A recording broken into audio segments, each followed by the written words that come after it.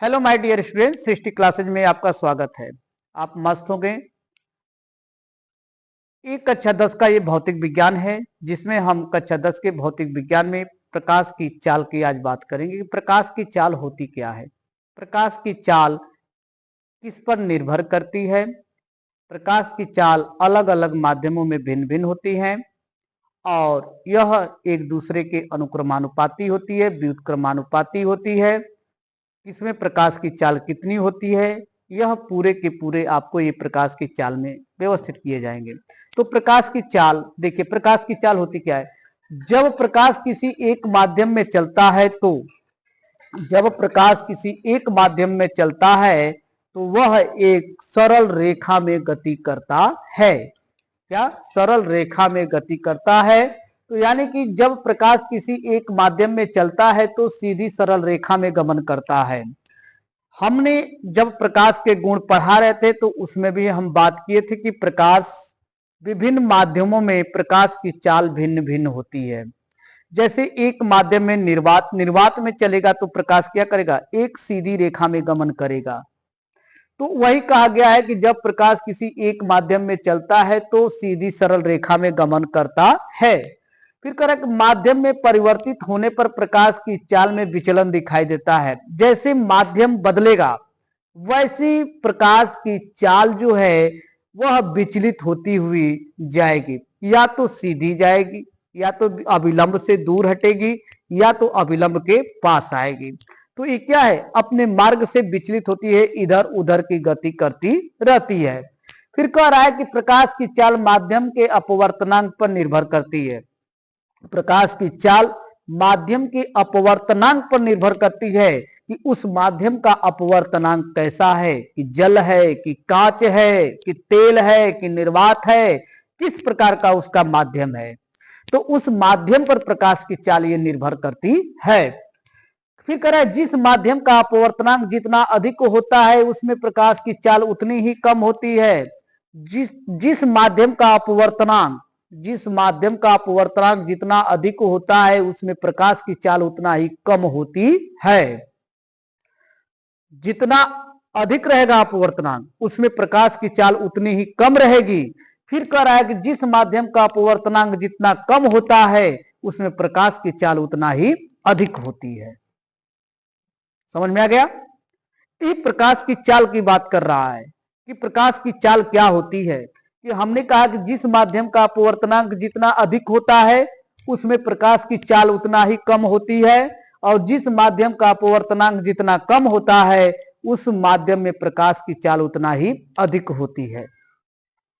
जैसे दूषित जल रहेगा उसमें बताइए कि प्रकाश की चाल कैसी रहेगी, धीमा रहेगा। स्वच्छ जल रहेगा उसमें प्रकाश की चाल अधिक रहेगी। अब एक तरह से देख लीजिए कि पतले दर्पण से और मोटे दर्पण में, पतले दर्पण में प्रकाश की चाल तेज जाएगी और मोटे दर्पण में प्रकाश की चाल धीमा हो जाएगी। उसी तरह से माध्यम की बात किया जा रहा है कि माध्यम में जितना अपवर्तनांक उसका जितना अधिक रहेगा उसकी चाल उतना ही कम रहेगी। जिसमें अपवर्तनांक जितना कम रहेगा उसमें प्रकाश की चाल उतने ही तेज रहेगी, अधिक रहेगी। ठीक। फिर आगे कह रहा है कि प्रकाश की चाल एवं माध्यम में अपवर्तनांक के मध्य व्युत्क्रमानुपाती का संबंध होता है। व्युत्क्रमानुपाती का संबंध यानी कि एक दूसरे से कम रहेंगे। अब प्रकाश की चाल अनुक्रमानुपाती 1/, माध्यम का अपवर्तनांक। यदि माध्यम का अपवर्तनांक कम है तो प्रकाश की चाल अधिक रहेगी, अगर माध्यम का अपवर्तनांक ज्यादा है तो प्रकाश की चाल कम रहेगी। यही तो यहां पर ये आपको दर्शाया गया है, बताया गया है। फिर कह रहा है कि विभिन्न माध्यमों में प्रकाश की चाल, विभिन्न माध्यमों में प्रकाश की चाल। निर्वात में प्रकाश की चाल 3 × 10⁸ मीटर प्रति सेकेंड होता है। वायुमंडल में 3 × 10⁸ मीटर प्रति सेकेंड होता है। पानी में 2.25 × 10⁸ मीटर प्रति सेकेंड होता है। तारपीन में 2.04 × 10⁸ मीटर प्रति सेकेंड होता है। कांच में 2.05 अरे 2 गुणे 10 की पावर 8 मीटर प्रति सेकेंड होता है। नायलॉन में 1.96 गुणे 10 की पावर 8 मीटर प्रति सेकेंड होता है। ये अलग अलग अपवर्तनांक के आधार पर इसमें प्रकाश की चाल को परिवर्तित किया गया है। जैसे जैसे उसका अपवर्तनांक कम रहेगा उसमें प्रकाश की चाल अधिक रहेगी, जिसका अपवर्तनांक अधिक रहेगा उसमें प्रकाश की चाल कम रहेगी। अब यही बात कहा गया है कि जिस माध्यम में अपवर्तनांक जितना अधिक होता है उसमें प्रकाश की चाल उतनी ही कम होती है, जिस माध्यम में अपवर्तनांक कम होता है उसमें प्रकाश की चाल अधिक होती है। ये प्रकाश की चाल माध्यमों के आधार पर, माध्यम के अपवर्तनांक के आधार पर यह निर्भर करती है। जैसे जैसे उसका माध्यम बदलता जाएगा वैसे वैसे प्रकाश की चाल भी परिवर्तित होती हुई चली जाती है। फिर इसकी बात कर रहा है कि प्रकाश की चाल एवं रंगों के, प्रकाश की चाल एवं रंगों के तरंगदैर्ध्य के मध्य अनुक्रमानुपाती संबंध होता है। कह रहा है कि प्रकाश की चाल एवं रंगों के तरंगदैर्ध्य के मध्य अनुक्रमानुपाती का संबंध होता है। तो यह हो जाएगा, और जिस रंग के तरंगदैर्ध्य का मान अधिक होता है उनमें प्रकाश की चाल उतना ही अधिक होती है। जिस रंग का तरंगदैर्ध्य जितना अधिक होगा उसमें प्रकाश की चाल उतनी ही अधिक होती है, यानी कि प्रकाश की चाल अनुक्रमानुपाते रंगों का तरंगदैर्ध्य। प्रकाश की चाल अनुक्रमानुपाते रंगों का तरंगदैर्ध्य। इसमें हम लिख दे रहे हैं यहां पर कि प्रकाश की चाल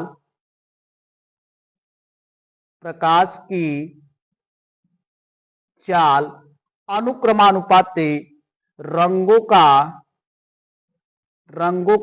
तरंगदैर्ध्य। प्रकाश की चाल अनुक्रमानुपाते रंगों का तरंगदैर्ध्य। इसमें यह प्रकाश की चाल और रंगों पर यह निर्भर किया गया है। कहा गया है कि प्रकाश की चाल एवं रंगों के तरंगदैर्ध्य के मध्य अनुक्रमानुपाती का संबंध होता है, और जिन रंग के तरंगदैर्ध्य का मान जितना अधिक होता है उसमें प्रकाश की चाल उतनी ही अधिक होती है। तो उतने ही अधिक, यानी कि प्रकाश की चाल अनुक्रमानुपाती रंगों का तरंगदैर्ध्य, जितनी प्रकाश की चाल अधिक रहेगी, यानी जिन रंगों का तरंगदैर्ध्य जितना अधिक रहेगा उतनी ही प्रकाश की चाल भी अधिक होती है। यह दोनों के अनुक्रमानुपाते का चिन्ह दर्शाता है, यानी कि दोनों का मान क्या होती है, बराबर होती है, बराबर के आधार पर चलती है। जितना तरंगदैर्ध्य का मान अधिक होगा उतने ही उसकी चाल भी अधिक होती है। फिर कह रहा है कि प्रकाश की चाल 3 लाख किलोमीटर प्रति सेकंड होती है। प्रकाश की चाल कितनी होती है, 3 लाख किलोमीटर प्रति सेकंड होती है। और सूर्य का प्रकाश पृथ्वी पर आने में लगभग 500 सेकंड लगता है, यानी कि 8 मिनट 18 सेकंड लगता है।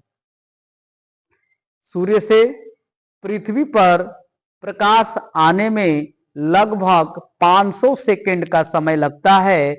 उसको हम मिनट में कन्वर्ट करते हैं तो 8 मिनट 18 सेकंड लगभग समय लगता है। और प्रकाश का वेग ज्ञात करने के लिए आपके वैज्ञानिक कौन कौन से हैं, रोमर हैं। प्रकाश का वेग जो है सर्वप्रथम रोमर, ठीक है, प्रकाश का वेग सर्वप्रथम रोमर, ब्राउली, फिर एक और वैज्ञानिक है जिसका नाम है फिजो एवं फोकाल्ट आदि। इनको जो है प्रकाश का वेग ज्ञात करने में महत्वपूर्ण योगदान दिया गया है। जो सबसे पहले आपको देता है तो वह रोमर को देता है। रोमर ने प्रकाश के वेग का खोज किया था। रोमर ने प्रकाश के वेग का खोज किया था और हमने बताया कि प्रकाश की चाल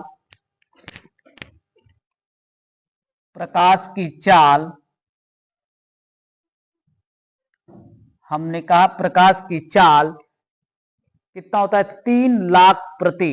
3 लाख किलोमीटर प्रति सेकेंड होता है। 3 लाख किलोमीटर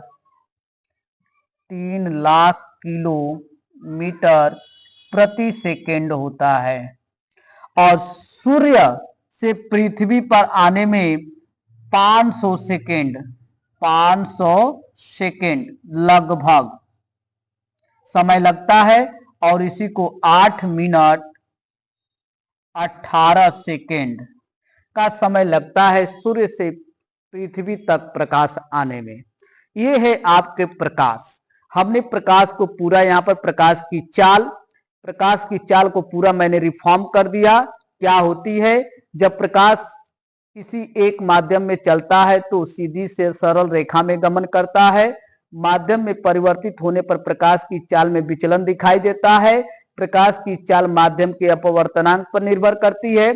जिन माध्यम का अपवर्तनांक जितना अधिक होता है उसमें प्रकाश की चाल उतनी ही कम होती है। जिन माध्यम का अपवर्तनांक कम होता है उसमें उस माध्यम में प्रकाश की चाल उतनी ही अधिक होती है। फिर हमने कहा कि प्रकाश की चाल एवं माध्यम में अपवर्तनांक के मध्य व्युत्क्रमानुपाती का संबंध होता है और प्रकाश की चाल अनुक्रमानुपाती 1/, माध्यम का अपवर्तनांक। जब यह अधिक रहेगा तो यह मान कम हो जाएगा, यह मान अधिक रहेगा तो यह मान कम हो जाता है। तो विभिन्न माध्यमों में प्रकाश की चाल, हमने कहा कि प्रकाश की चाल और रंगों के तरंगदैर्ध्य के अनुक्रमानुपाती होता है। तो इनके जिन रंगों का तरंगदैर्ध्य का मान जितना अधिक होता है उसमें प्रकाश की चाल ही उतना ही अधिक होता है। और प्रकाश की चाल 3 लाख किलोमीटर प्रति सेकेंड होती है, यानी कहते हैं 3 × 10⁸ मीटर प्रति सेकेंड होती है निर्वात में। फिर इसके बाद जो है सूर्य से पृथ्वी तक प्रकाश आने में लगभग 500 सेकेंड लगता है, जिसको हम 8 मिनट 18 सेकेंड के से जानते हैं। लगभग ये चल रहा है, लगभग की ये बात किया जा रहा है। ये हो गया पूरा आपके प्रकाश की चाल। हमारे चैनल को सब्सक्राइब, लाइक, शेयर कीजिए। बहुत बहुत धन्यवाद। Thank you.